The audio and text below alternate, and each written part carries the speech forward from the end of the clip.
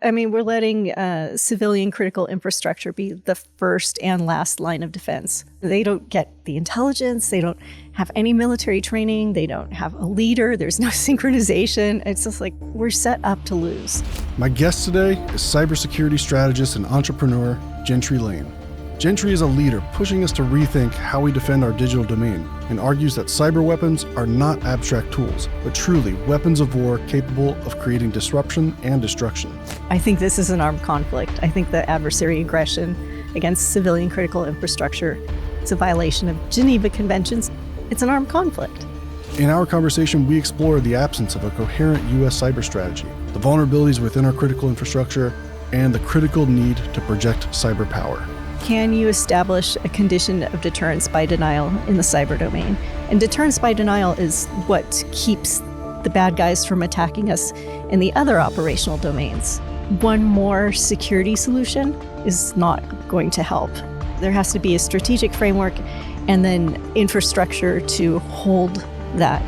Gentry's got bold views and does not shy away from controversy in pushing us to think differently about national defense in our modern age. And now, here's Gentry Lane.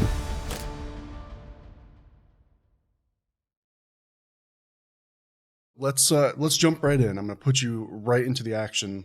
Recently, we just had Zelensky here, was in the White House, meeting with Trump. We just had the Putin meeting with Trump up in Alaska. Mm-hmm. That's a hot conflict. And, we're both in the cybersecurity space. Obviously, a lot of the attention about that conflict is in the kinetic space. There's clearly a war being fought, bullets are being shot around, but there's also this whole other war that's happening in the information domain and the cyber domain. Yeah. Let's start there and let's talk about a concept I know you've talked about, which is projection of cyber power. Yeah. Well, first, I think that cyber weapons are weapons. So I think this is an armed conflict. I think the adversary aggression against civilian critical infrastructure is a violation of Geneva Conventions. It's an armed conflict. When you say cyber weapons are weapons, you mean like kinetic impact? Can have a kinetic impact? They can, but it doesn't matter. It's like I always say, like, if a bomb or if you drop a bomb on a factory at night and it doesn't kill anyone, but it substantially stops production, or you drop the bomb during the day and it kills some people and substantially stops production, what was your goal? If it was to substantially stop production, then it doesn't matter if it's day or night or what bomb or whatever. And cyber weapons could do the same thing, or should do the same thing. Right, and I think we see a fair amount of that in the APT threats that we've seen, both in that conflict, but also more broadly in the United States. Oh yeah, that's the plan. Right. The plan isn't the cyber Pearl Harbor. I don't think we're ever going to see that. It's salami slicing away at critical. Do you think they're so? I've heard that cyber Pearl Harbor, and we've talked about that a handful of times. And I think it was Secretary of the Navy who originally said that? Someone originally said that, and we've mentioned it a couple of times on the podcast. And I don't think we're going to see like that loss of life. I think our APT adversaries are smart enough to know how we would respond to like a large scale like loss of life at that level. Well, meaning they'll make something explode because there's already been like 60, I can't remember the exact figure, but 60 people who have died because of attacks on that you could, like, healthcare. Directly attribute to that? Yeah. So they're definitely going to have the impact in that space. Yeah. Also, agriculture, like it's really easy to starve people. Do you think? It's fun. Yeah. I think cyber weapons are weapons. Yeah. That's a good way to open that. Yeah. Because I think a lot of times cybersecurity is already very esoteric, or cyberspace, not even the security side of things. Very esoteric, very technical. It's not like you know this. It's not really. It shouldn't be. It's seen that way.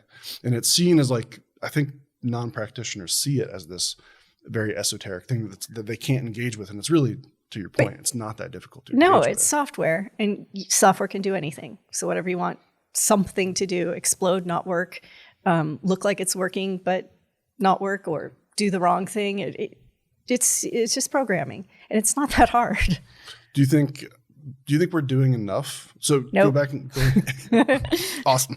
Listen, we'll talk about that. Going back to the Ukraine-Russia conflict, do you think we're doing enough in the cyber domain to support Ukraine and learning enough lessons from that? Or No. you started shaking your head as I soon as I know. started asking that. So I think I know where this is going. Yeah. Well, first off, here in our government, we don't have a really big national security defense capacity. So we're not even really protecting America. No one's in charge. And plus, everyone at CISA just got fired. Not that they had the authorities to really do anything anyway, but Ukraine, those guys, it's not good. And are we helping them enough? No, I don't think so. We've had there's two podcasts that we had guests on. One we had Robert Potter on, who's like been in Ukraine, has been helping them on their defensive side. I'm going next month.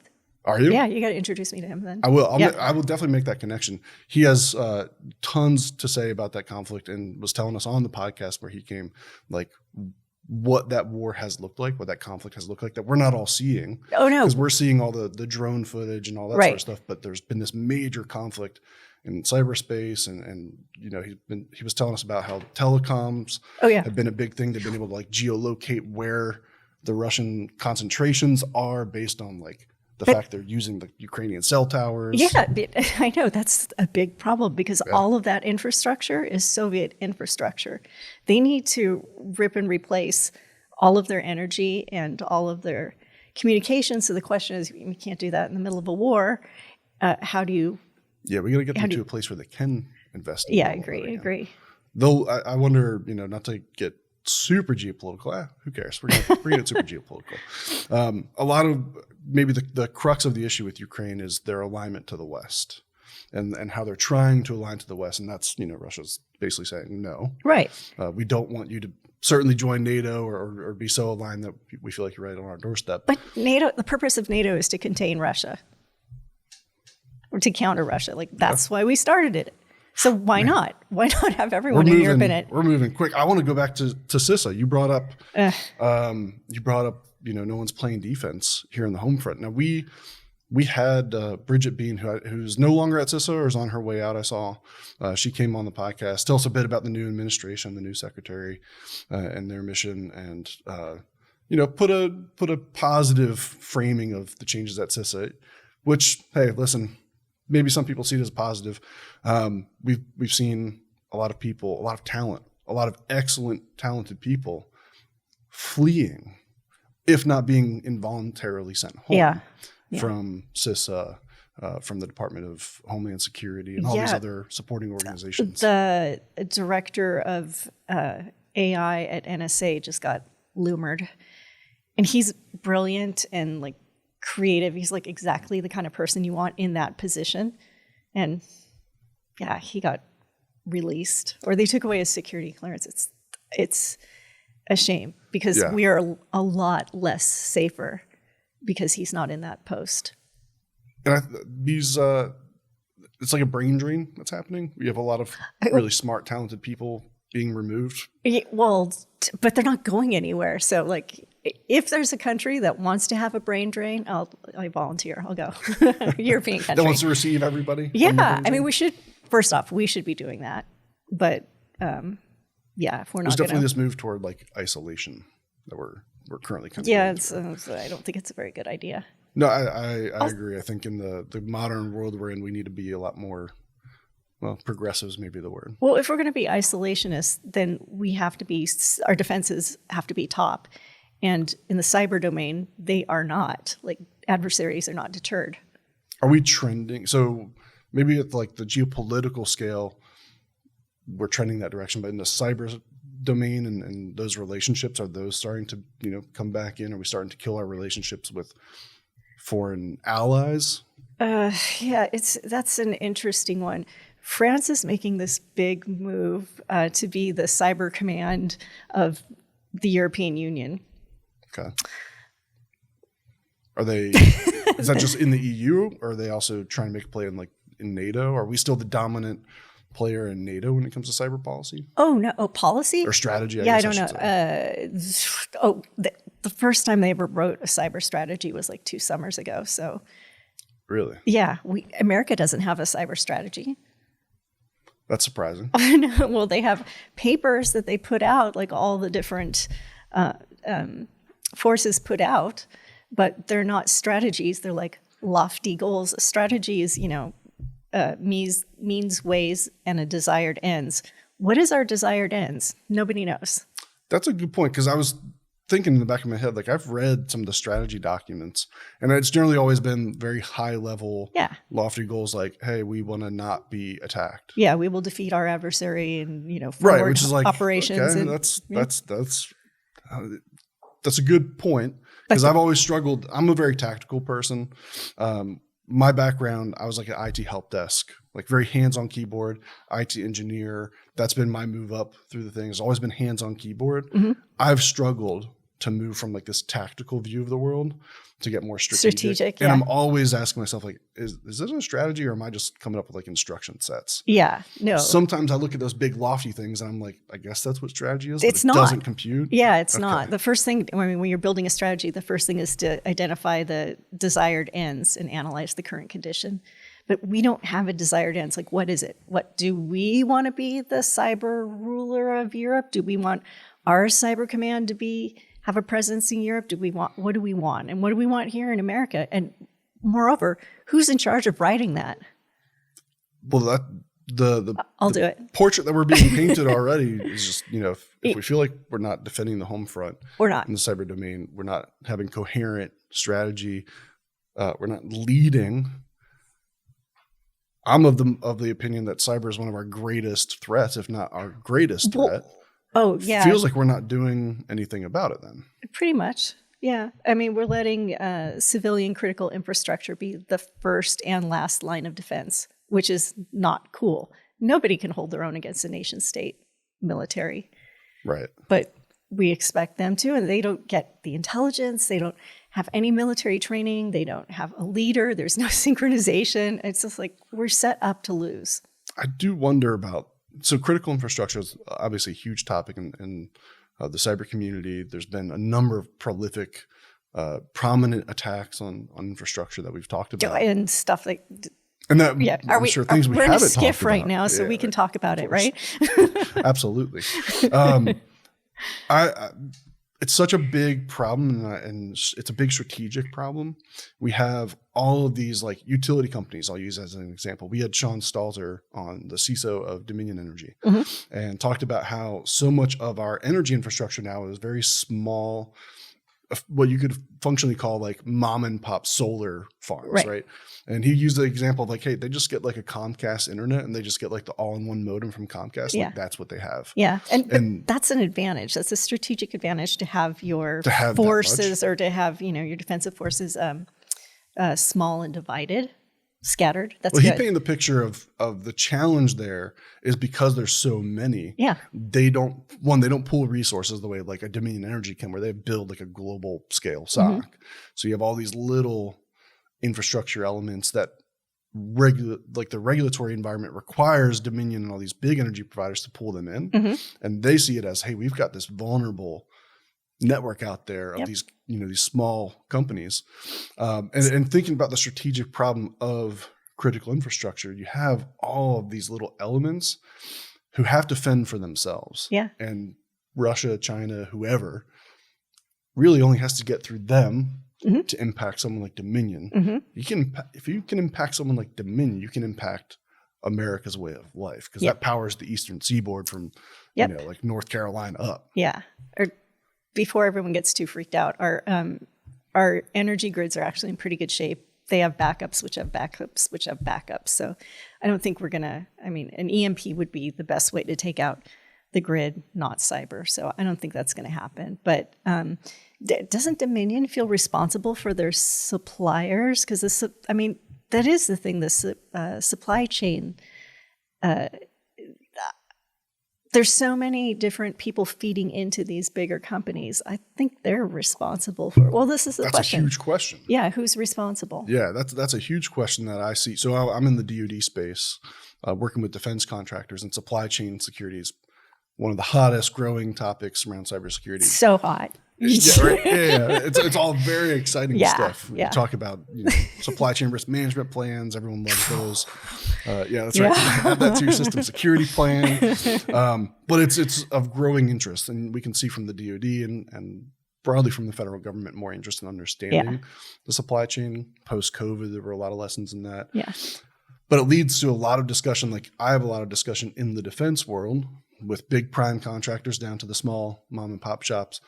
And there's no clear line of who's responsible.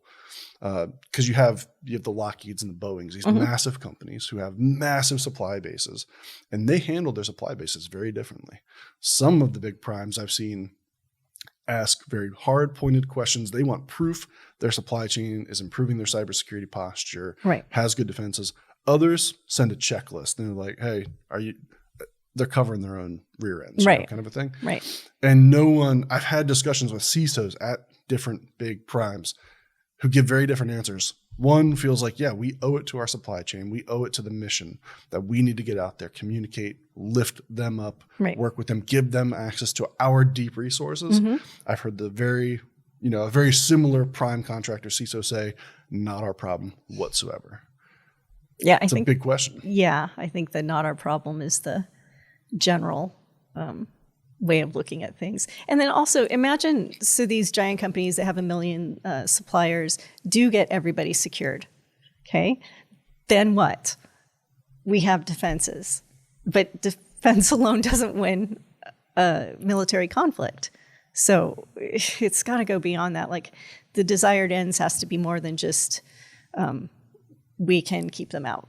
So this goes back to a non-comprehensive strategy? Yeah, a grand strategy, grand cyber strategy, and then the cyber strategy, how does that fit into the grand strategy, the real big grand strategy, the how do we keep our do you know this? What is our desired ends? I don't think I could coherently say like what is it? Well, it was before this administration, maintain the status quo. So we just wanted to keep everything as it is so we can be the global hegemon. Were we doing enough to do that? We were for the last 40 years, or almost 100 years, yeah. Yeah. A lot can change in a very short amount of time. Yeah, as we see. Oh. So you've got opinions, which I love. Because we're not afraid of opinions, and we're not afraid of exploring them. Wait, is that opinion? No, I think that's... Listen, we've had people from the administration on the podcast paint a very different picture. Oh, yeah. So you have differing viewpoints, I guess you could say. What's fact and what's not. It's hard sometimes to draw. But I like to stay in that straight, military strategy. It's like a math formula, In that, like it's this plus this equals this. Right. Yeah. It's fairly simple when you get down to it. Yeah, totally. So I have it hanging on my wall in my office. Yeah. Yeah. Really. Do you have it in the background for like your calls? Yeah. And I always joke if I ever got a tattoo, it would be of that. Like, just have that for reference. Yeah. Just yeah. It's good. Well, it's a good way of putting it.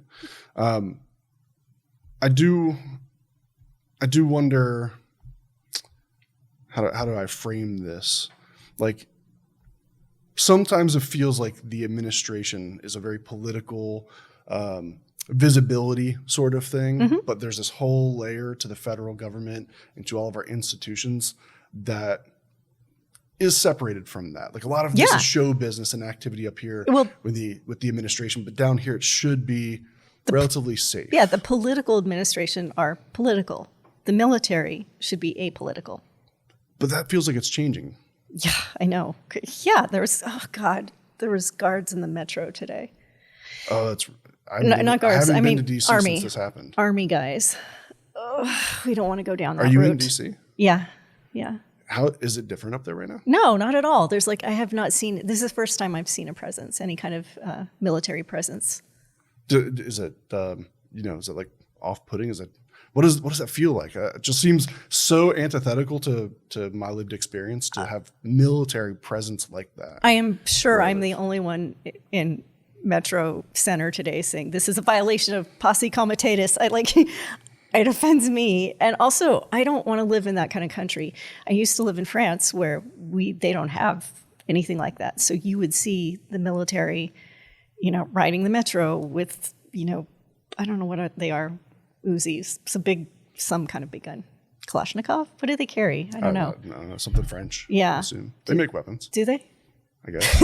I don't know much about France. Yeah. At least not modern France. I know a lot about French history, if we want to get into French history. I'm very big on Napoleon and very big on the French Revolution. So we're going to go off on a tangent. I was born 200 years. Maybe I shouldn't share that because I'm going to share my birthday. But I have a personal tie to the French Revolution that I'm October always find 20th interesting. is Napoleon's birthday, right? Not his birthday. My birthday is whatever. It's out there. Okay. And I've got multi-factor everywhere, so don't try anything. And your social security number is 1, 2, 3, 4, 5, something like that. But I was born on the day of the storming of the Bastille, which is like, kind of a violent day, but yeah. It's kind of cool to be. I'm like 200 years to the day of that, and I've always found the French Revolution fairly fascinating. Oh, totally. Its impact on the world. Yeah, I know. And yeah, Napoleon's like I used to have a pug named Napoleon. Okay, so we could totally spend the rest of this podcast just talking about Napoleon. We could. We probably shouldn't. I don't know if our audience is going to be super into it, but I think it's fascinating. But this is how I got into military strategy. Is when I was living in Paris, I had a boyfriend who was a GIGN, which nobody knows what that is. It's the French Special Forces. There's only 18 of them. They're super elite. And I was asking him, I don't remember why, but I was asking about the names of the metro stations. He said, "Oh, they're all named after battles." I'm like, "Oh," and he's like, "You should know this." And I'm like, "I probably should." And so I started researching and finding out, like, "Oh, these are the battles we won. Austerlitz, that's awesome." Yep. Like, super cool and super cool strategy and super cool to see, like, how the modern world was influenced by Napoleon and by 200 years ago. Yeah. It's still such a cultural sort of impact. Yeah, numbers on houses, that was him. Schools that study one thing like for an hour every day, but that goes all day, that's him. And then post office wasn't Ben Franklin. Ben got it from Napoleon. Interesting. Yeah. Interesting how one guy like that can have such a impact. Well, and then he came back. What I think most people don't realize, or at least what I'm afraid of now here in America, is the situation's a little similar. The great disparity between wealth and regular people should make everyone mad. But there were so many groups that took control afterwards. Or afterwards, I mean, after they killed the king and queen. And they sucked. The Jacobins, the first Robespierre's group, they were Robespierre. They were, I never know how to say French things when I'm in America because I want to say it with a French accent, but then I sound like a douchebag. Robespierre. I don't think you do. I think it's awesome. The Reign of Terror. Yeah, they were not real successful. France had no military, no police, no stable government, 5 different kinds of currency circulating for almost a decade. I'm afraid we're going to have that here.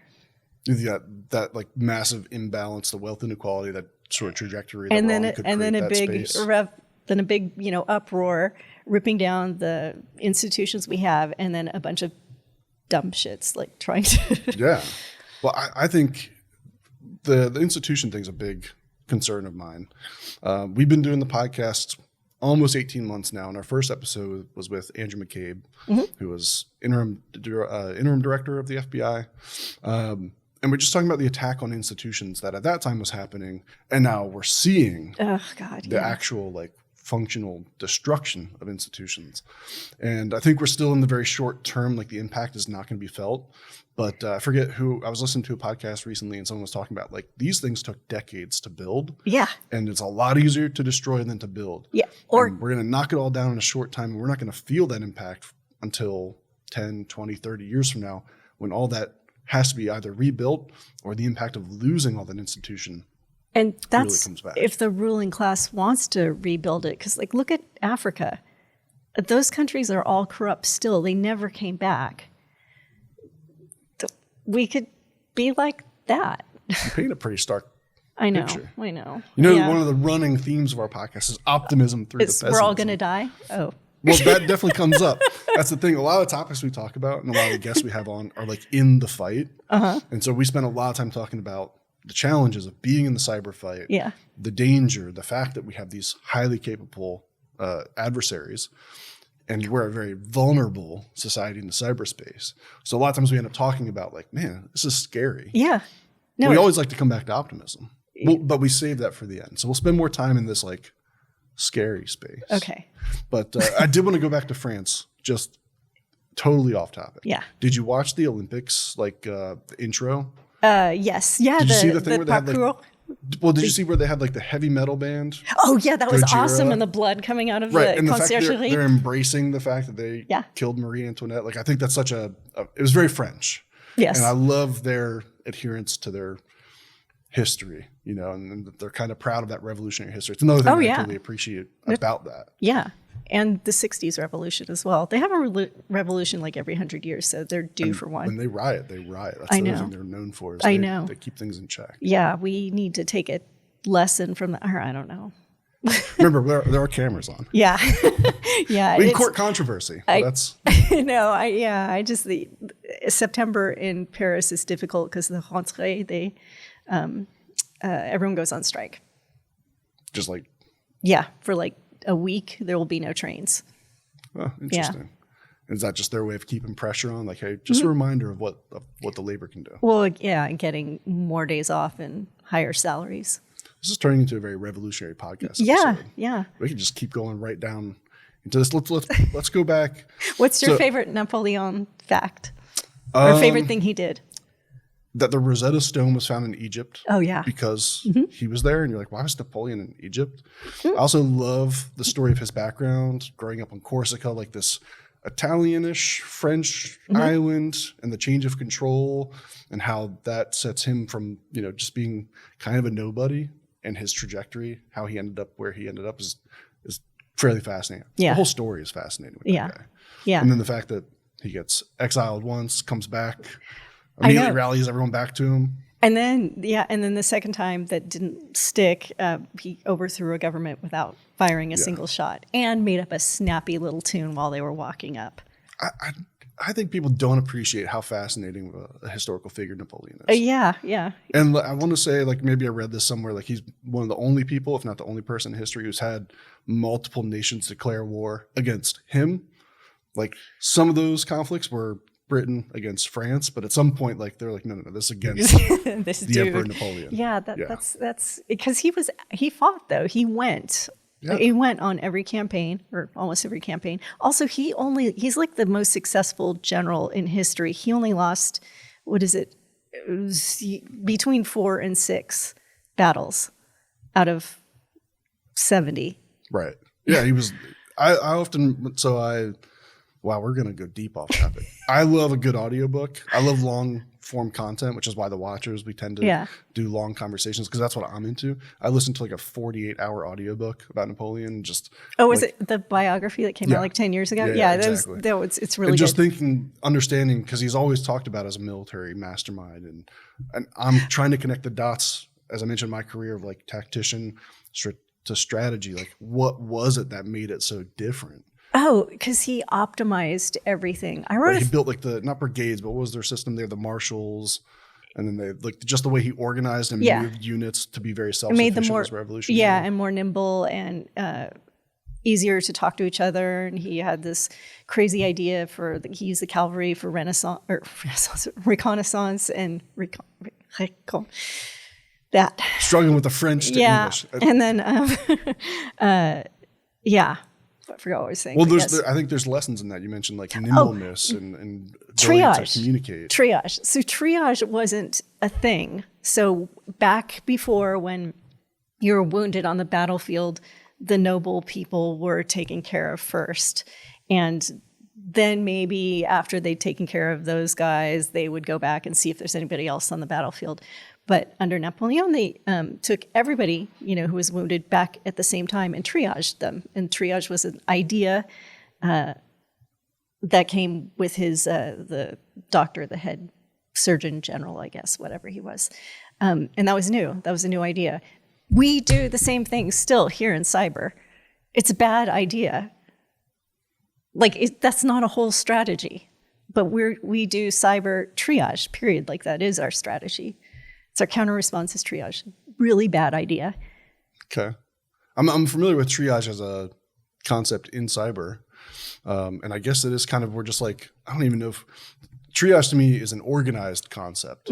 In my medical career, it's very organized. Yeah. Figuring out what the threats are. Yeah. And who's most like who needs attention now. Right. I guess I can see like that's kind of our strategy, but I feel like we're even less organized. We're like way more knee-jerk reactive. I feel like we're not in control of our cyber, posture. You think we're bad at triage even. Yeah. Yeah. I mean, that's kind of what I see is like, we're not paying attention until there's an attack. And then like we might flood it with resources or like overreact, but without learning the lesson. Right. That, hey, we need to have an organized approach to this and not overreact to everything that happens. And on a micro and macro level. So like you have to think of that from the, Dominion point of view and also from the America point of view. Like it's two different things. There's cybersecurity and cyber national security, and the strategies aren't necessarily the same. Like, protecting a country is different than protecting a company. Right.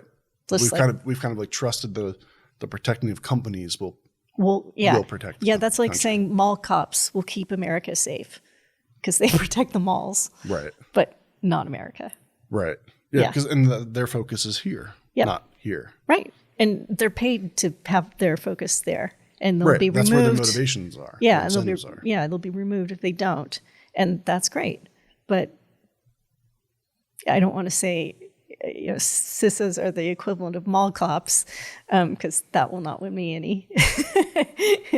any friends. But it's unrealistic to expect CISOs to protect their company and the country at the same time. So the question is, who's protecting the country, and what do we mean by protect?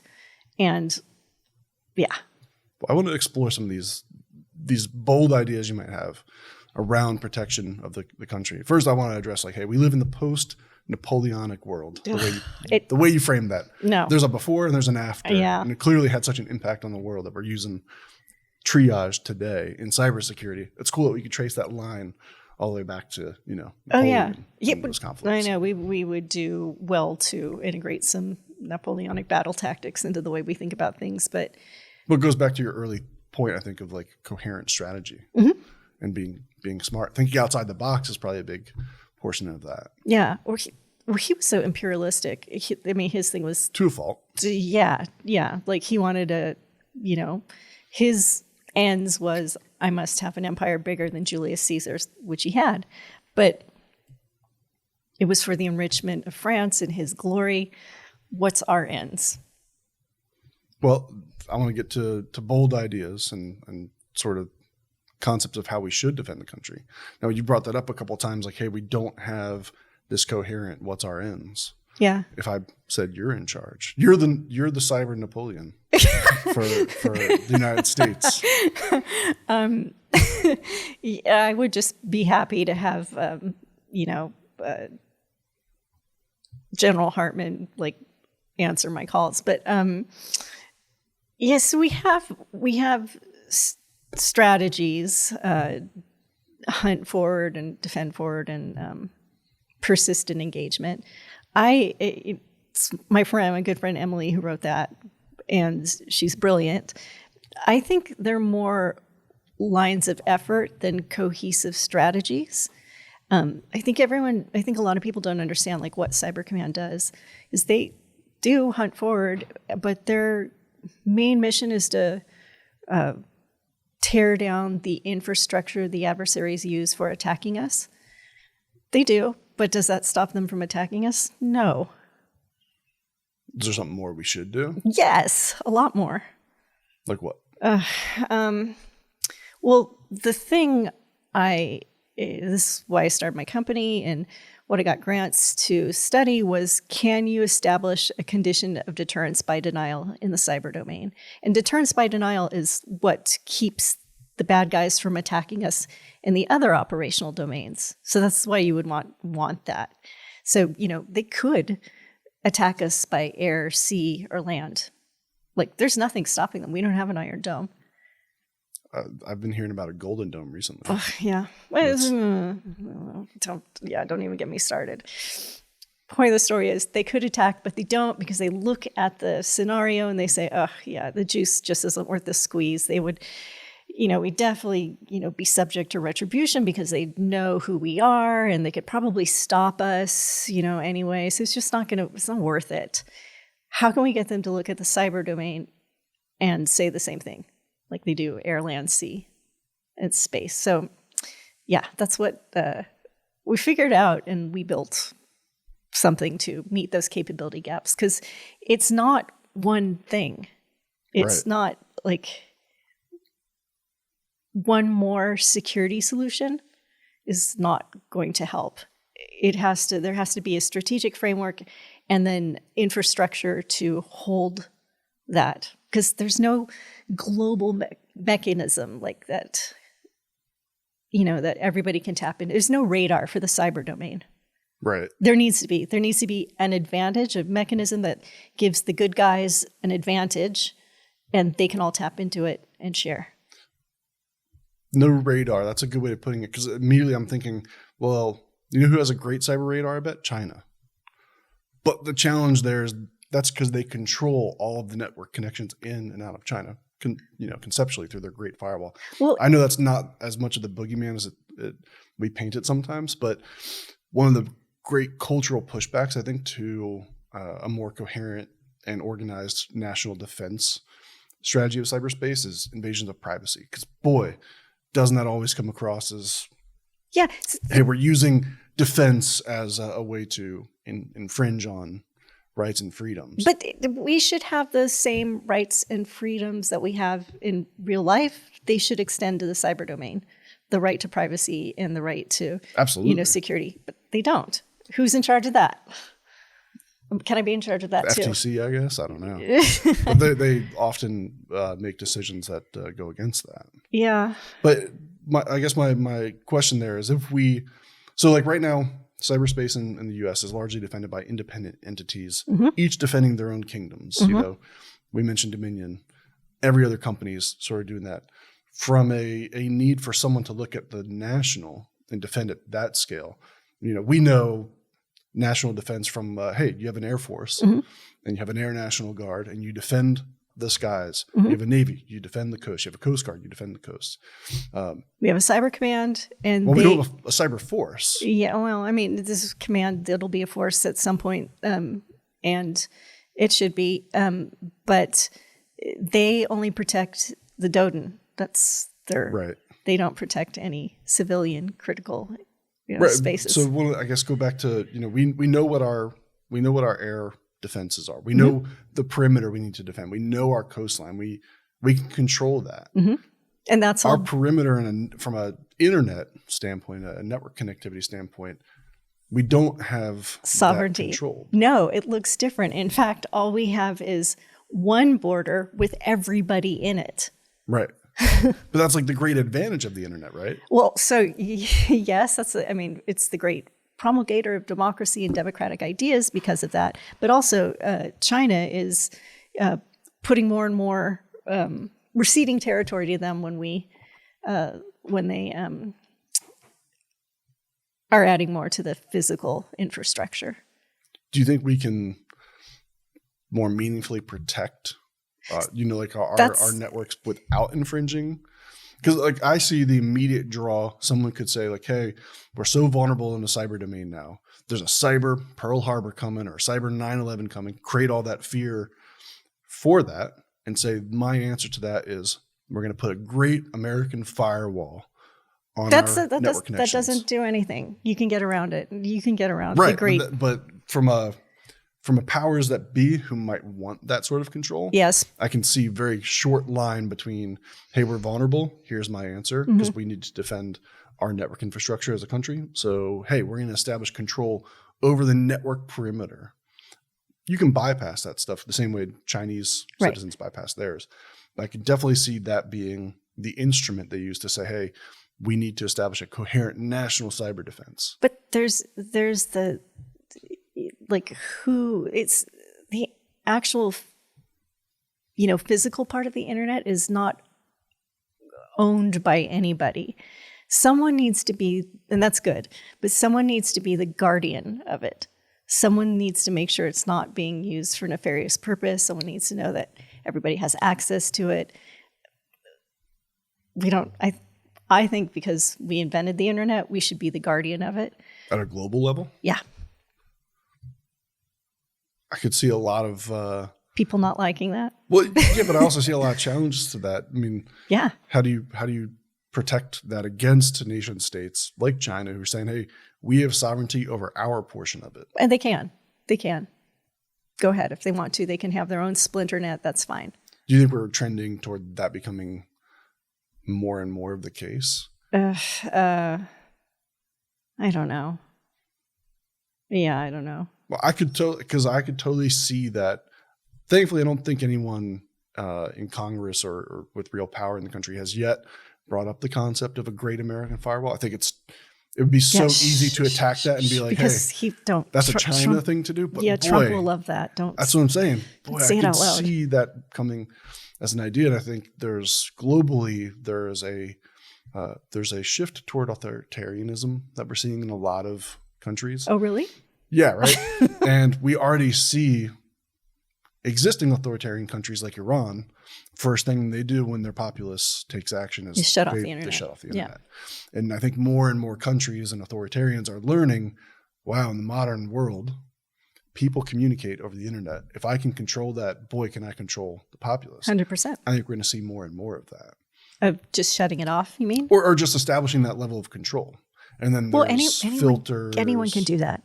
Anyone can shut off the internet. Including me, you. Yes. You got to have Mudge on this. Okay. Someone's going to tell me that buffer overflow. Yeah. Yeah. What is it? In the 80s, I think it was, the late 80s, the Cult of the Dead Cow guys testified before Congress that, yeah, we could shut off the internet. And they explained how.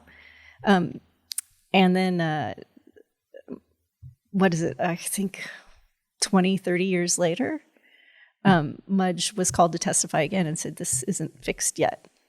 Same thing. The thing they warned about in the 80s, you can still do now. What should we be doing? Like, what hasn't changed that should change? Well, it's a big question. I know. It's probably $1 trillion question. Yeah. What hasn't changed is the operational environment, because we're no safer now than we were back then. So, yeah, to me, the main change has to be, I mean, there's the policy part, but we have to acknowledge that, the Geneva Conventions apply to cyberspace. LOAC applies to cyberspace, which is what the Talon Manual essentially does, but nobody's accepted the Talon Manual. We have to, fill the capability gaps that will enable us, like Team USA, not you and me, to inflict a timely retribution.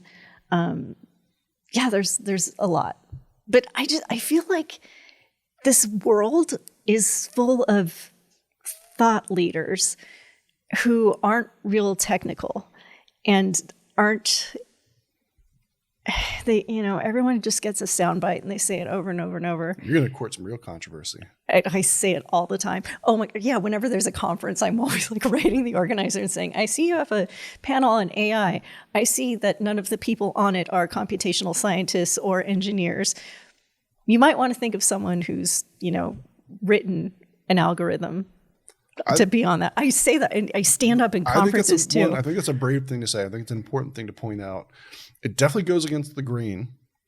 Now, could you imagine having an air symposium and not having any Air Force people there? Or any pilots. Yeah. Or any, airline designers. Yeah, well, I definitely see that trend. And like everything, there's pros and cons. There's a push and a pull. You see a lot of prominent cyber thought leaders, like you said, who don't have a technical background. And I'm not saying everyone who should be a thought leader in the cyberspace should be technical. To a certain extent, absolutely they should. Not everybody. Yes. Okay. Like I said, you're going to court controversy. Yeah, I know. Because there's a big move to have non-traditional, non-technical people who can focus on communicating. Oh, yeah, that's great. Yeah. Because technical people often are not seen as good communicators. Right. But it's like saying you want a civilian to lead any of the branches of the military. No. Right, like at some level, you have to Yeah. have the technical. There. Yeah. And granted, like not every Air Force general understands the dynamics of, parameters that you need to get airlift and stuff like that. But actually, they probably all do understand that, come to think of it. Yeah. But there's basics that you have to know. But there is a real dearth of technical talent at the top here in the DoD. Well, I think in the cyber industry broadly. So one of the, we've talked about this a number of times with guests. We talk about the cyber workforce, and some of the language and communication around the workforce is like, we've got millions of open jobs, but then all I see on LinkedIn from a lot of thought leaders is like, hey, this is entry level. Stop saying it's not entry level. Mm-hmm. And you have a lot of entry level people complaining like, I've applied 900 times. I Right. can't get a job anywhere. There's like this need. Also, And there's all these people that want to get in there, but they can't fill the need. yeah. So automation. I look at this, everyone keeps saying, oh, we need to train more people. We don't. Those are really boring jobs, the early entry level SOC positions. Yeah, it's like you got to grind it out until you can get to the exciting stuff. So that's why I You gotta pay focus. your dues. That's why. But you don't have to. Who Maybe going says? forward. According to who? Well, that's the traditional approach. Listen, I'm non-traditional. I'm all about other bold new ideas. But to go back to your point about technical people and this dearth of it at the top, we totally see that. And there's my point in bringing up the workforce thing is there's such a breakdown of communication where we're saying, hey, we need talent. And you're getting a rush of people who want to bypass the building of the knowledge that we really need. Yeah. We need strong engineers. We need people who understand IT systems and understand networking and understand the internet. Oh, that's funny. And you think about, interesting. Yeah, you're right. You don't have to know.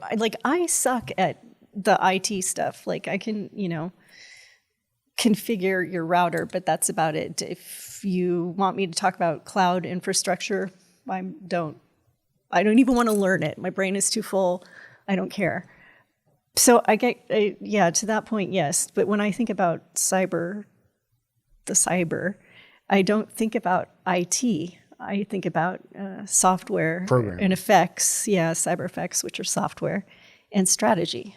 Well, I think of the same thing. Like we need more computer scientists in cyber and thinking about cyber and communicating about cyber and being involved in leading. Interesting. Or we need people to understand that you can literally do anything with software. Right. And it's only getting more capable. Yeah. And the hardware that supports it's only getting faster and more capable.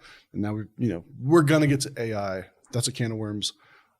Maybe we can open that in a second.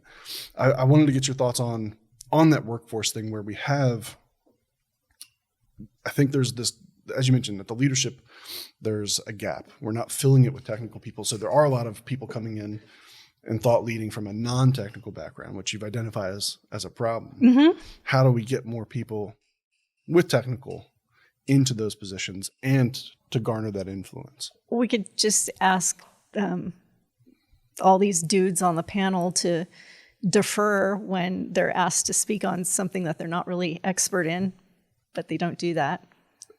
It's hard to say no to a stage. Oh, God.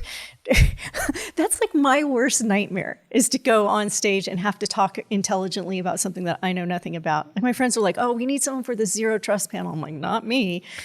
And they're like, no, you could do it. Yeah, I could do it. I'm not going to do it. Right. You want to say something substantive and make sure it's like valuable. Yes. Yeah. Especially conferences are getting so boring these days. I do see a lot of the same sort of like rotation of things. And sometimes I feel like we're not saying anything new. No, we have these weird rock stars of the cybersecurity world. Like, what's that about? That's so high school. That's so lame. You really are courting controversy, which I love. I totally see that. I see people, there are a lot of people who get a big influence. And boy, this is going to be maybe a little hypocritical, because like part of building a podcast is about establishing some influence and whatnot. But I do certainly see a lot of influence gathering around people who, when you really investigate what they're talking about in substance, they're a mile wide, an inch deep. And that's not meaningfully moving things forward. Like the biggest cyber influencers are the people who are talking about, hey, this is entry level, get people in here. They're not talking about, hey, we have deep problems where we need scientists and we need engineers. A lot of them are over here because that's a message that resonates. Yeah. There's a lot of people excited to hear about, hey, cyber, you can make a ton of money and it doesn't take much to get in. They build big audiences. People saying, I think things are closer to the ground reality of, hey, we need people who are educated and who spend a lot of time learning how programming works and computer science works. That's who we really need in here. That's not a popular message. Mm-hmm. Yeah. So they don't grow that sort of influence that others do. And some of those folks are the rock stars that you mentioned. Yeah. You've got kind of a rock star attitude. I love it. I love the, like, hey, let's speak truth to it. I keep thinking about that old, was it Groucho Marx who said, if there's a club that wants me in it, I don't, what's the saying about I don't want to be in that club? Yeah, it's like, I wouldn't want to be in any club that would have me as a member. Yeah. Yeah. I kind of feel like that. This is not a glamorous industry. Why try and force it? And then also quit giving stupid people the microphone. It drives me nuts. Like, I have very little time. Yeah. Listen, I see a lot of that sometimes. Yeah. But this podcast though, you don't give stupid people the microphone. Everyone you've had on is really interesting. Yeah. So we tried, the production team and our marketing folks who, when we talk about booking guests, like one of my concerns is like, I want to say something new. I want to have substantive conversation. This is like podcasts could and should be like the salons of the 18th century where great minds got together and, drank tea and talk about things. And that moved the conversation forward, like in the Enlightenment. Right. Our podcast's doing that. Yeah, some of them. Well, that's where I see a lot of conversation happening. And the concept behind the podcast, like one of the things that comes off as like, it's an immediate play if you're building a company, like, hey, establish a podcast, but people's attention spans are super short. So the incentive is to build a short form content platform, quick hits, fast moving, exciting stuff, slap some AI on it. And boy, you could build an audience for, exciting things for military strategy. And right. Well, that's the thing. That's the, I don't want to say the easy way, but that's the path that can be immediately drawn as you start talking about, hey, we need to build some content to, get interest in our company and all that. Thankfully, I've got good advisors around me. And when we talked about the podcast, I was very interested in, hey, I want to have meaningful conversations. We need time for that. You can't have a 30-minute conversation and cover much other than move it at the pace of like that. So if we really want to spend time on things and explore them. Yeah, and get Napoleon into the conversation for sure. Listen, I love drawing the fact that we're in a cyber world back to Napoleon. War is the war. more we can do that, the best. It's always like war I said, is the war same. never changes. No, the character of war, or the nature of war never changes. The character of war does. Clausewitz. Hey, have you read Napoleon on War, by the way? Haven't. Yeah, it just came out in English. It's very good. Okay, we'll have to do a sync up after. Yeah. And share books because I'm big on audiobooks and like especially historical figures. Coming back to cybersecurity, cyberspace in general. Yeah. I started a while ago. I said like, hey, you've got some strong opinions, and I love that. I want to explore how you got to the position where you have strong opinions because you've seen so much. No, not really. I did not wake up one day and say, hey, I want to start a cybersecurity company because the world needs more of those. That's not what happened. My real evil origin story, villain origin story is I got a call from the FBI this was 2015 something. God, was it 10 years ago? It was. Time's flying. Yeah. 2015 feels like it was 2 years ago. Yeah. It was, someone called me and asked if I was a Russian hacker. but I'm not. It's what you would say. It's what a Russian yet. No, it was brought to my attention that someone had used my credentials, and I was working on a political campaign, and it was much worse than what everyone knows. But someone had hacked my stuff, so they're trying to figure out who. So, but you can do forensics and find that out, or you can call the people, and calling the people didn't seem very effective. So I was, I thought that we have a problem. We have a problem if the authorities can't see what the bad guys are doing in America. I know everyone thinks that CIA, NSA spies, they don't. If they did, we would be in much better position than we are. But yeah, the authorities can't look into private networks, private stuff, because it's a violation of our Fourth Amendment. Well, and they may not have the capability in a lot of cases too. I say this a lot. So I have a lot of friends and family who are just not in this space, and we work with DoD contractors. There's a public idea around the DoD and around our defense industry in Hollywood media of this like highly capable Jason Bourne level capabilities, and I always tell people like it's way more mundane than that. CIA, some of that's NSA out there. has some of that. Yeah. At the end of the day, we have tier 1 operators. There is a Delta Force and all that. Yeah. But the run of the mill institutions are just people going to work 9 to 5. 100%. And it's not as capable as you would expect. Again, I talk to a lot of prime contractors and understanding their networks and their IT infrastructure. And it's not highly advanced by dropping from the ceiling. Right. Yeah, with the you're blue not lasers. You're crawling through the ducts. Yeah. I was telling Elizabeth that I want to have a retinal scanner in my office to get in. Every future movie I've seen includes that. Yeah, they have them. It's not necessary. We have a couple fobs and that works, but and a card. Yeah, you should have Dawn Merrick's on. Do you know her? I don't. She was like Q at the CIA. She was make up the really cool stuff. I would love to have lady. that person. Yeah. I would love. I would love to talk more about sort of the clandestine and that advanced like tip of the spear type technical stuff. I could probably hook you up with some friends. All right, let's definitely hook that up. Okay. Now let's go back to you. The FBI calls you. Yeah. Well, I was going to ask, was there behavior that looked like a Russian hacker that prompted? It was them the to Russians. Yeah. Who were hacking you? No, they didn't hack my computer, but they had, I plugged into this SAS and they were in it. So, and someone was using my password to do things when it wasn't me doing it. So they called to find out, is that you? Yeah, and it wasn't. So, but that got me thinking, we need to figure out a way to see inside people's computers without reading their files.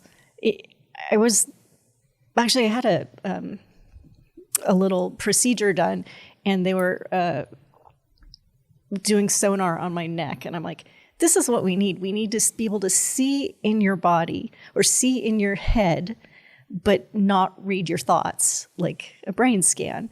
So we need the same thing for the cyber domain. We need something that can see inside a computer, but not read the files and only see the bad guy behavior. So that's what I built.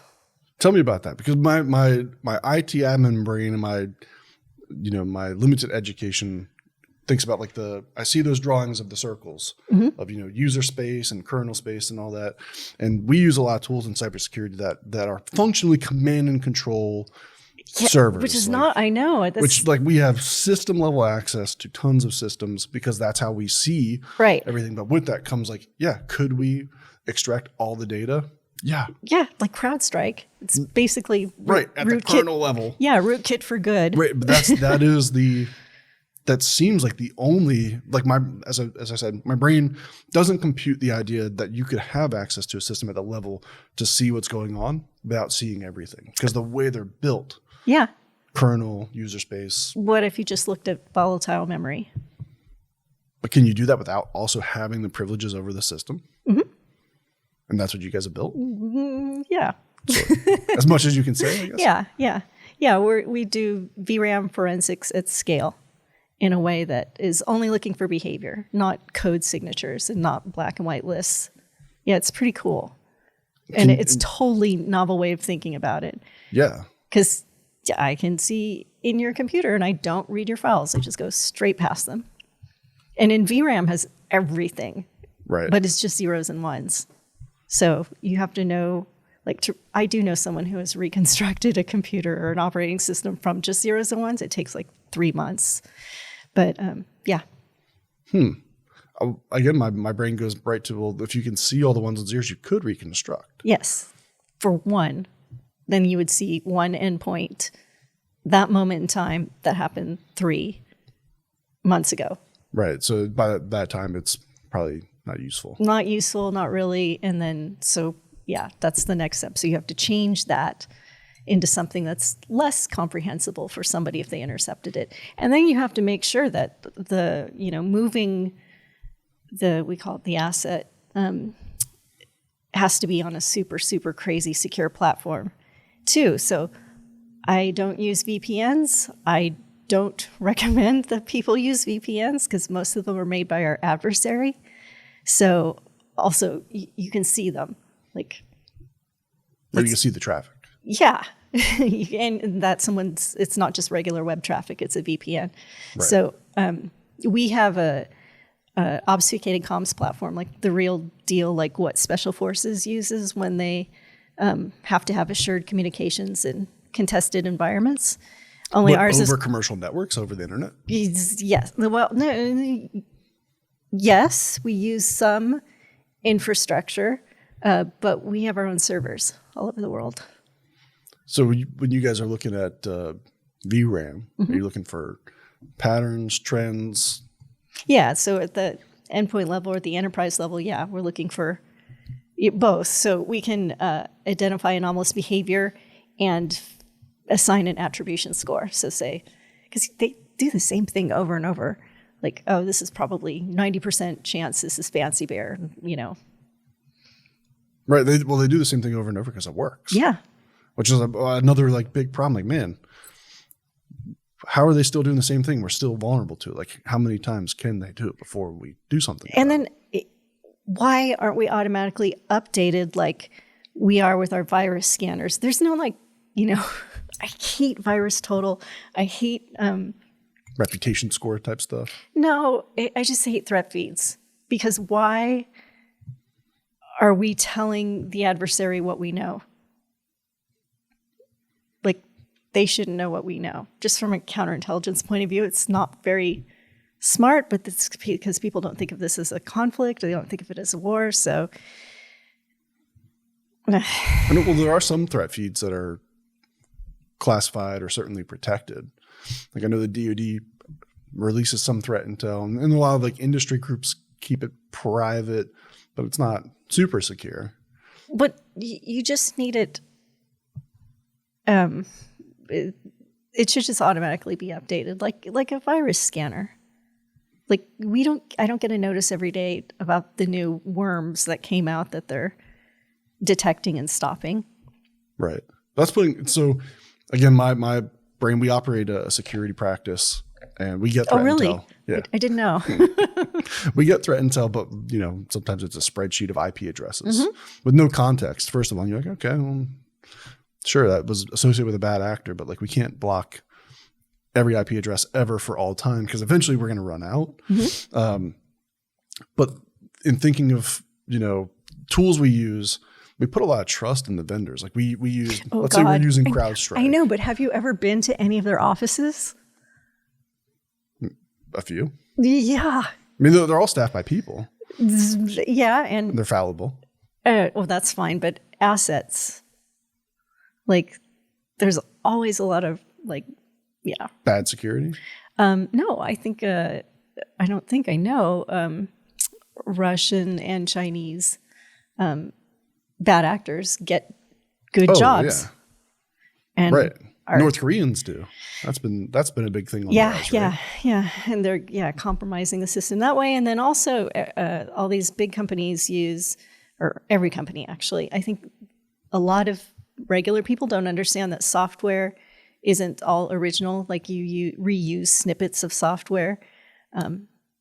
That's Yeah. all you need to know. People, it's Lots not of that libraries, not lots that of hard. third-party stuff. Yeah, and then those aren't always clean, or most of them are not. And yeah, we didn't do that. My code is like 100% original, all of it. Well, So annoying. I was thinking back to, so use CrowdStrike as an example. And we all know what happened with CrowdStrike. They pushed that bad update and like blue screened half the world. Talking about threat intel being automatically updated, to your point of like, hey, why have that part of the chain? Why shouldn't it just be like antivirus signatures, right? Well, that's putting a lot of trust in whoever's maintaining that to say like, hey, as the responsible end party, don't include me in that chain of information, just automatically do it. What if it's federated? What if no one's in charge? What if everyone's in charge? That's how our system is. Oh, yeah? Yeah. So there's no like authority of, hey, we're pushing, this is the latest update. Yeah, we do. Is it more like a hive, sort of like things are sharing information? Yeah, we do push some updates, asset databases updates, but yeah, the general features that you need to look out for get automatically.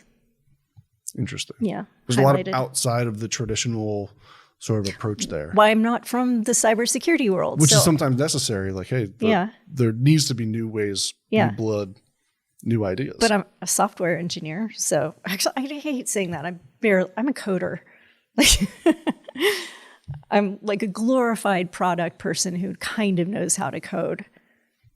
What do you write in? What's your favorite language? HTML still. That was the first. Listen, that's the first language I ever wrote. HTML 3 or 2, whatever it was. Yeah, and then Perl, which everyone really uses a lot these days. Python, though, oh my God, it's so easy. Yeah, Python's very approachable. I know. These kids today, when I write an algorithm, I write it out in math.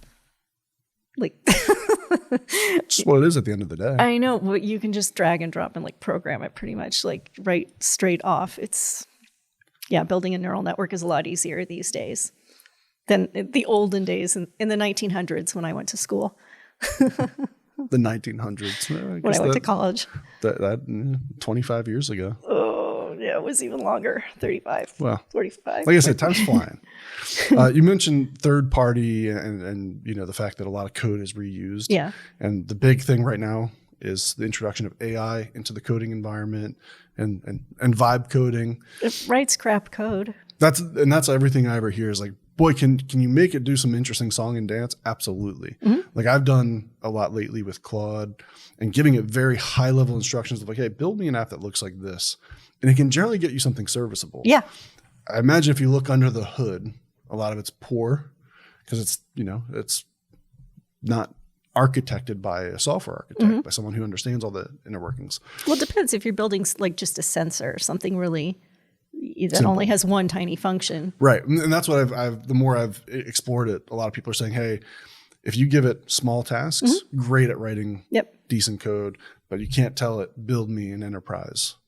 Right. No, I mean, you but can't it's even moving tell in that direction. People that like building is software's. I don't want to say it's hard, but there's different kinds of software that has demands different levels of expertise in different ways. So like you can build an app or some kind of program, but that's way different than building something that is going to run at enterprise scale. And you have to make those decisions early to like, am I building something small or am I building something big? Because the info architecture will be totally different. You can't just grow the small thing into the big. So, or generally speaking. And then, Well, my point bringing it up is from like a cybersecurity and a vulnerability standpoint. The fact, it's already a challenge that we're including software libraries that are independently developed and open source and whatever else. Oftentimes that can introduce vulnerability into an enterprise package because it's that esoteric package that's out there. Yeah, but what if there was a trusted source that you could get it from and that code's clean? That'd be great. Yeah. And that'd be great if all the products that we built would have that to draw on. I think with the rise of AI and the fact that, hey, you can have it build all these little pieces, AIs are trained and they're going to share information, right? Like you ask the same AI to write you a piece of code, 1,000 people ask it to do the same thing, it's going to write the same code for 1,000 people.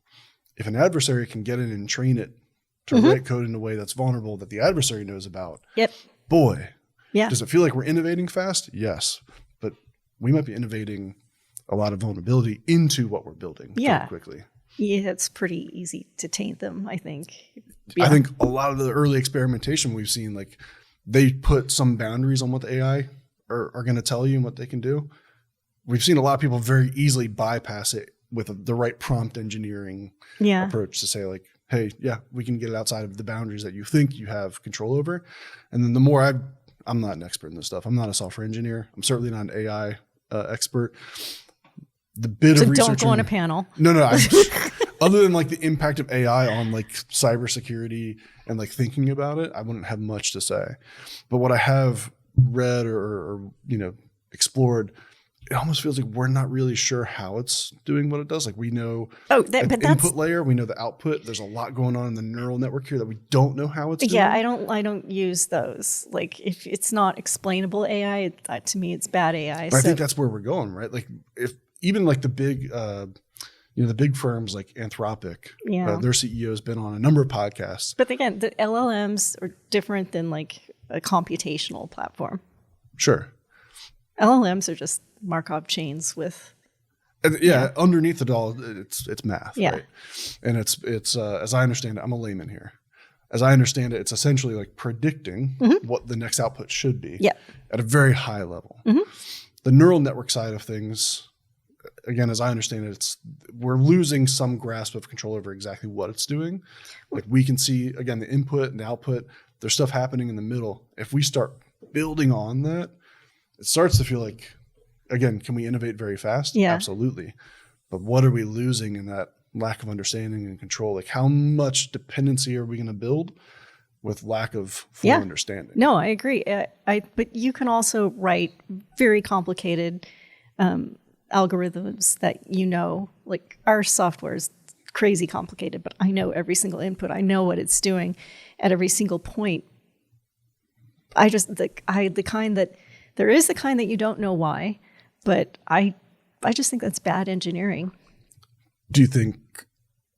Yeah, it's bad engineering, but I wonder if what's the word I'm looking for? Like not bait, but if the incentive to move fast in a market that rewards innovation and fast movement, people take shortcuts. Oh yeah, let's talk about and we're going to do lots of bad engineering as a shortcut. I would suspect. And cybersecurity, is that something we can afford to take shortcuts on because it's a social good? Or is it a social good? And I don't think it's currently seen that way by most people. It should be, but yeah, I agree. Yeah, and then it's like saying, "Oh, we're going to take shortcuts on equipping our ambulances." Not a good idea. Let me tell you, we do a lot of that. Oh no! You would be maybe shocked. I don't know, but in the EMS world, I mean, it's a very underpaid profession. Yeah, it's a very difficult profession to work in, and like budget cuts everywhere. Because a lot of people, again, it's not seen like cybersecurity. It's not always seen as worthy of investment beyond like the very basics. Like if I call, does someone show up? Yeah, but are they highly trained? Do they have all the equipment they need to save lives in all the scenarios we see? Absolutely not. Whoa, it's not like that. Sorry, in France. I shouldn't. Yeah. Well, yeah, we look at progressive healthcare systems, and a lot of EMS providers like myself are very jealous of the capability, the quality, but we have sort of the same problem in cybersecurity in EMS where there's not really a good pipeline of education. It's very like cert based. You take these quick, fast classes. Yeah. You get people minimally viable, and then you set them loose and you kind of forget about them. There's not a lot of infrastructure around it. There's not a lot of demand for a very capable EMS workforce. I demand very capable for my next accident. Listen, and that's what you want, highly capable people showing up, but you'd be shocked how much of the country is still serviced primarily by volunteers. Now, I'm a volunteer, and I've always been a volunteer. I've been doing it almost 16 years, something like that. No, longer, 18.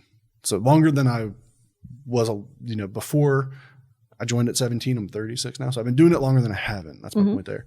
But a lot of the country is still serviced by volunteers. When you call 911, it's people who are not paid, who are doing it just because they want to serve the community and do something. And that's hard because we all have jobs and families and everything else. Yeah, that's not good. Right. But the country is built on that. And one of the key challenges is anytime you want to introduce a change and say like, hey, everyone everywhere in the country should have a right to a professional paramedic to respond with all the equipment they need to deal with whatever emergency, that's a huge jump in cost. And people do not like increase in cost. They love the status quo.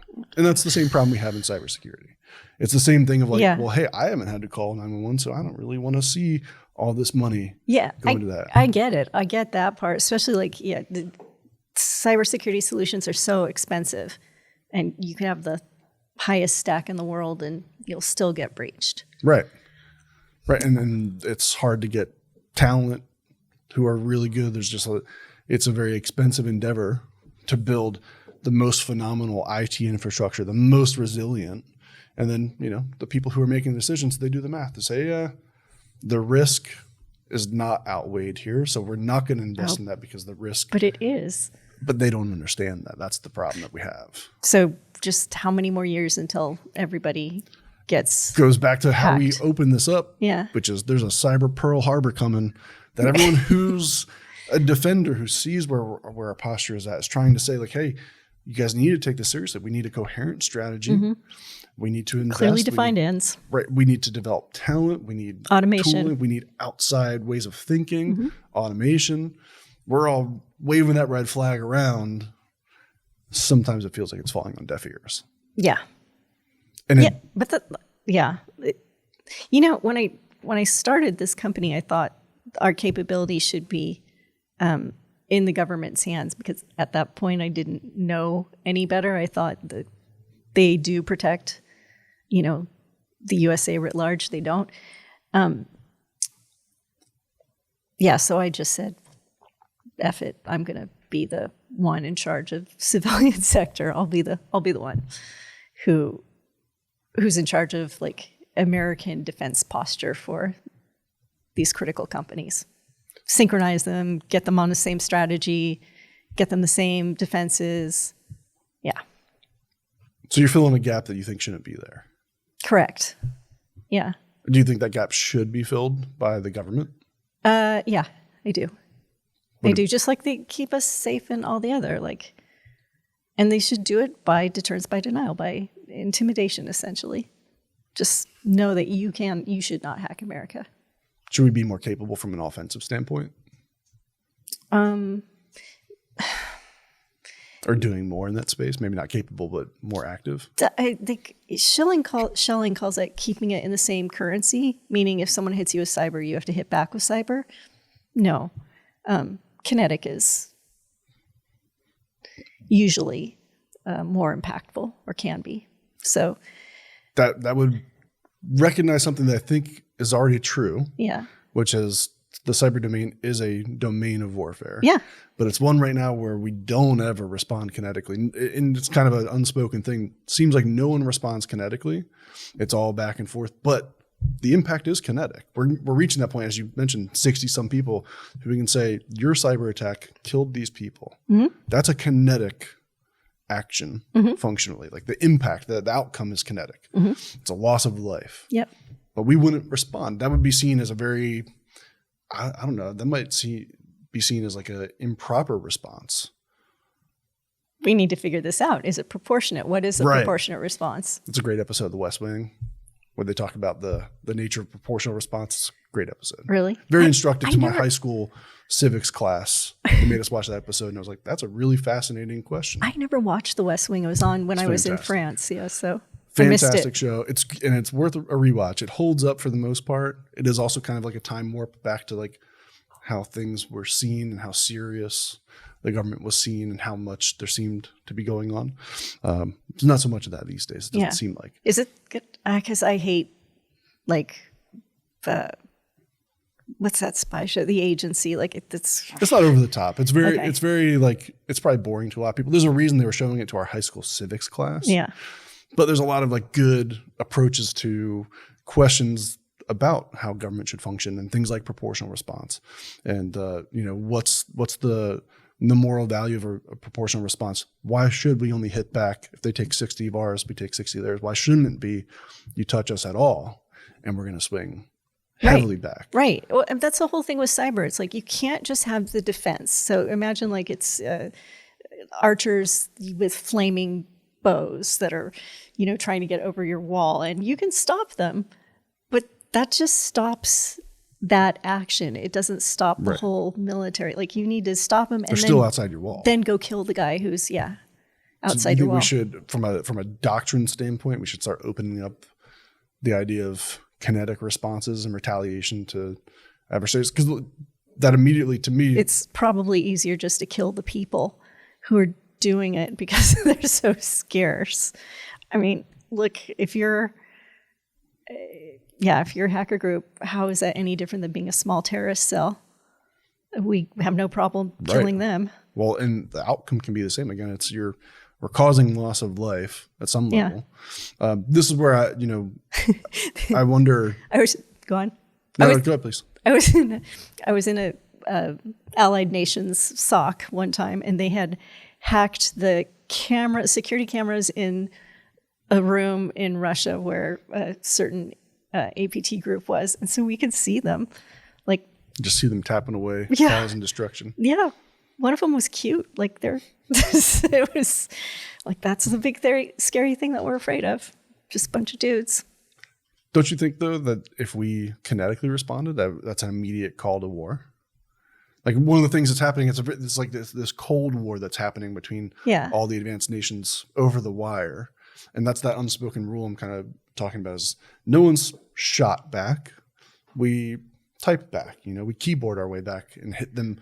And there's a lot of back and forth. I think the moment someone launches a cruise missile in response to a cyber attack really opens up, okay, this thing's kinetic now. It's going to happen though. Yeah, maybe we're headed that way no matter what. No, we're certainly heading that way with the South Pacific because, China has riddled all of our hardware that we use.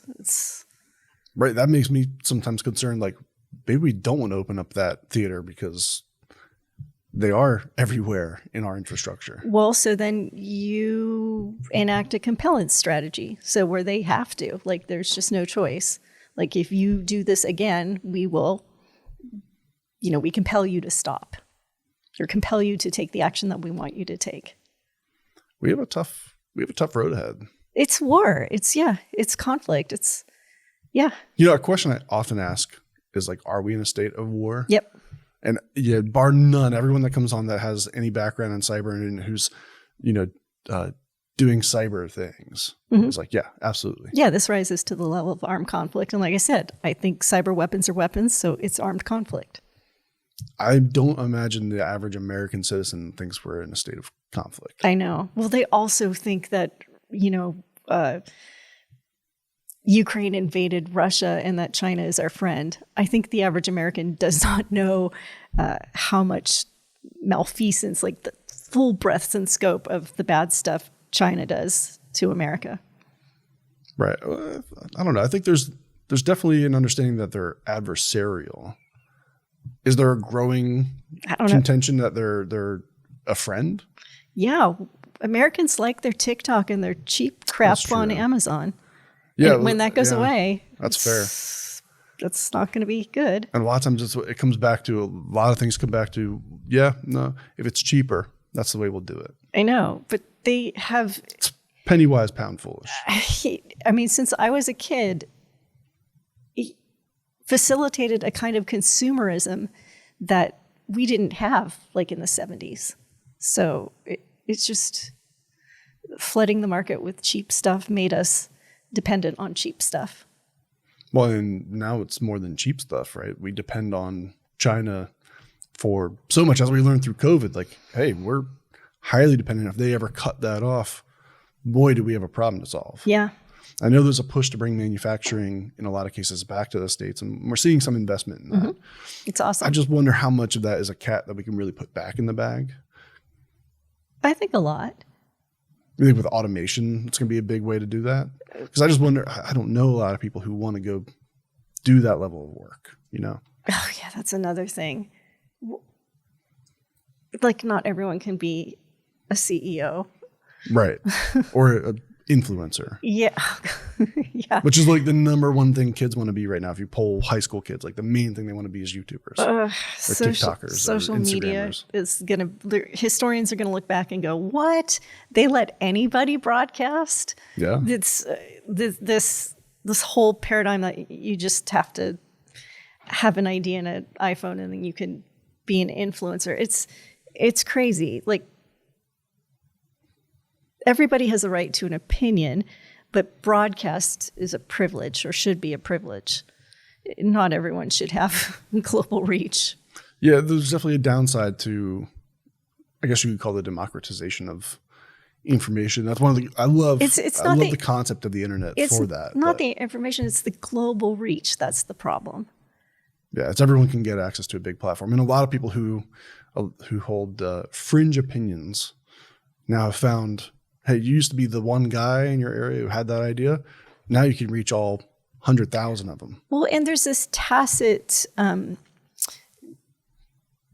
like understanding that, or if you see something on TV, then it's real.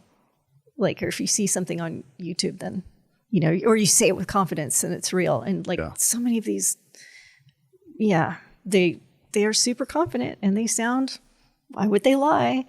Right. But they're lying because clicks and blah, blah, blah. It's really unhealthy. I can't wait to go back to like the Walter Cronkite days of news. So you think there's any opportunity that we can go back that? Because I'm pessimistic on that. I think you can't put this cat back in the bag. The social media thing, the influencers, I just see it getting worse with things like deep fakes.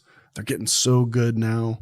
It's just going to create this flooding of the zone, so to speak, of how do you suss out what's real information in that environment versus not. And maybe it's going to be like, hey, we're just going to go back toward like in-person, high assurance that the person in front of me is that person, and just an extreme skepticism of any information you find online, which I would hate to see that, but it's kind of what has to happen. Yeah, and we are there already. I don't know. So like I'm of the generation that didn't grow up with the internet. I went to college with a typewriter. I came home with a computer, an SE. You're part of that transition. Yeah.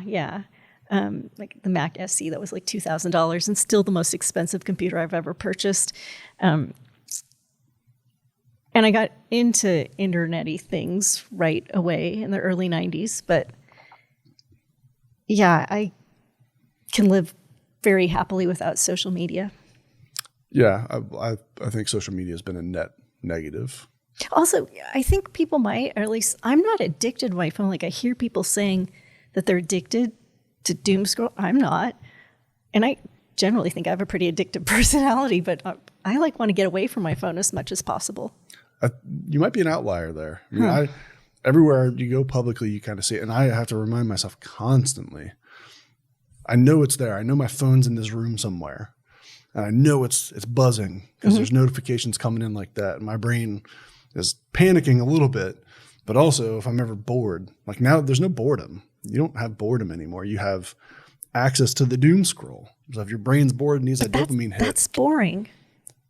Again, I think you're the outlier there. I think there's these things have been engineered at such a high level to tap into that. Yeah. They've got such great, it's a major shame. And historians, as you mentioned, will look back at this and think the amount of talent we're spending, the amount of talented people who we've applied to the idea of, hey, keeping people on this social media platform. Instead of making our ambulances better, cheaper. Right.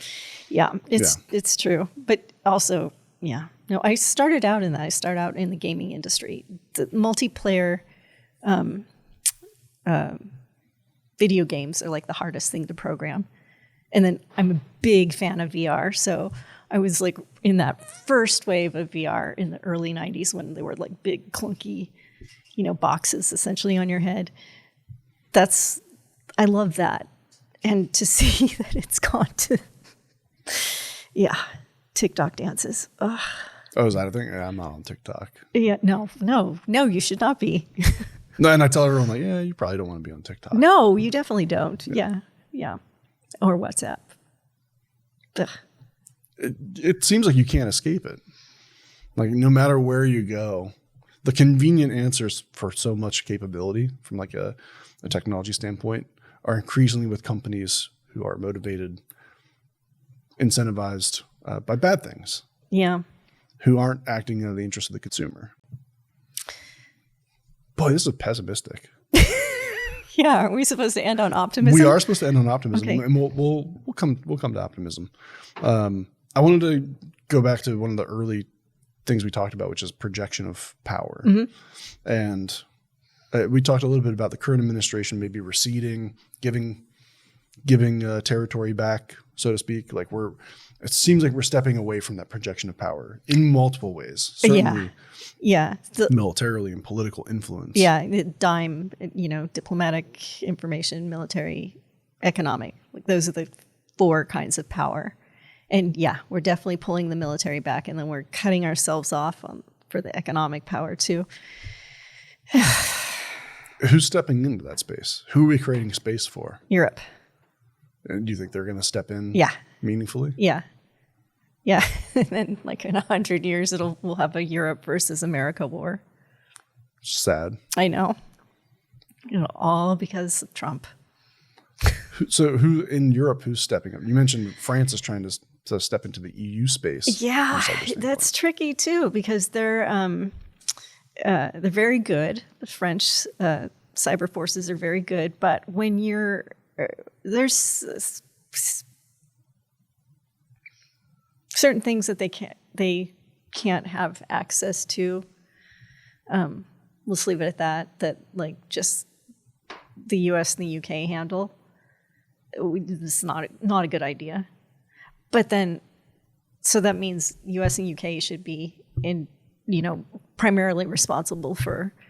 But we're abdicating that. Yeah, I know.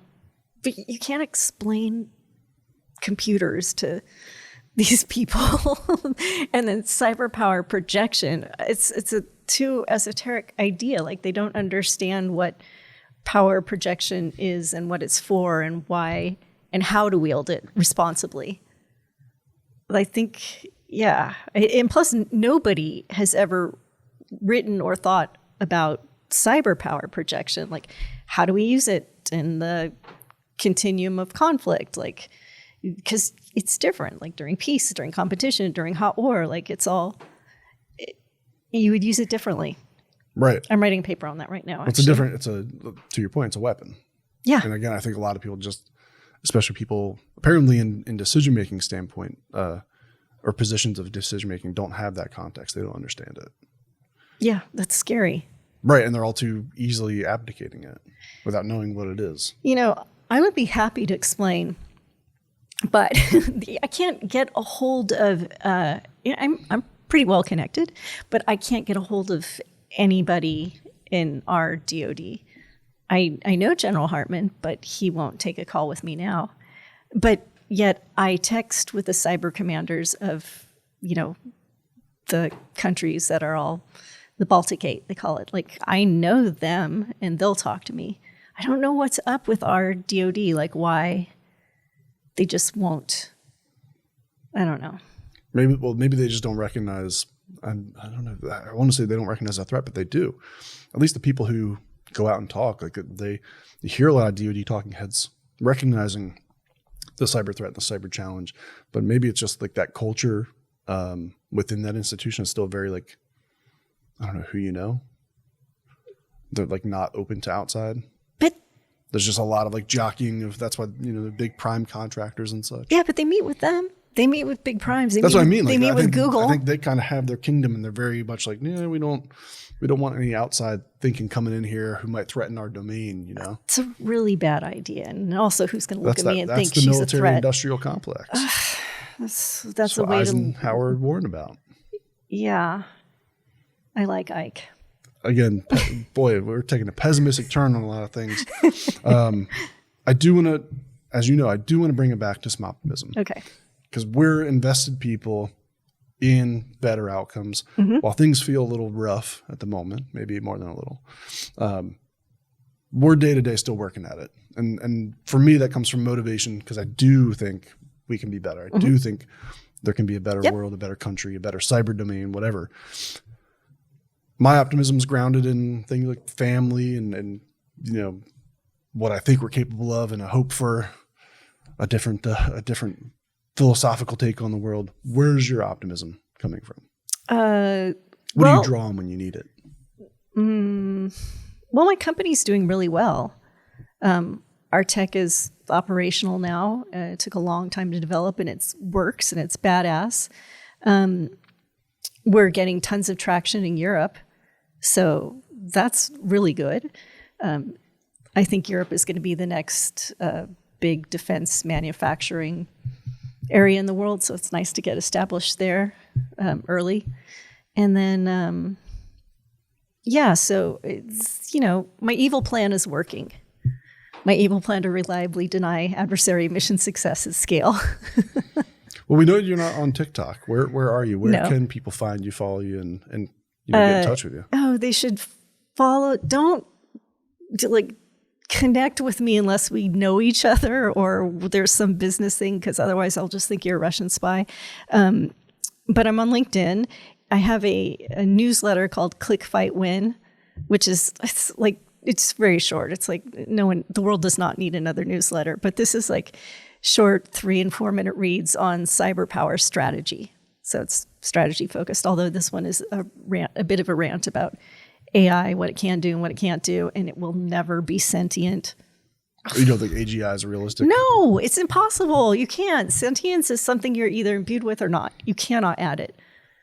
You also mentioned a book you're working on. Which there's a couple. The big paper, this big paper that'll turn into a book, but it's a paper first about cyber power projection throughout the continuum of conflict. And then there's another one I'm shopping around, but can't find a literary agent for. It's a CEO and C-suite's guide to geopolitics and their place in it. Seems like a good thing to have out there. I don't see it. Yeah, I haven't seen anything like it. I think they need to understand this better. And then I'm coming to a conference near you too. Speaking at a lot of conferences coming soon, but well, awesome. Well, Gentry, thanks for coming on. It's been fun. We covered a lot of ground. We talked a lot about. I was not planning to talk about Napoleon today, but I'm better for it. Let's. And I think our audience is better for it too. Yeah, you should read more about Napoleon. Yeah, totally. He's amazing man. Well, awesome. Thank you again. No, thank you. This is a pleasure. Fun. Yeah. Thanks for joining us on this episode of The Watchers. For more great content, be sure to like, subscribe, and check out our channel. We'll see you on the next one.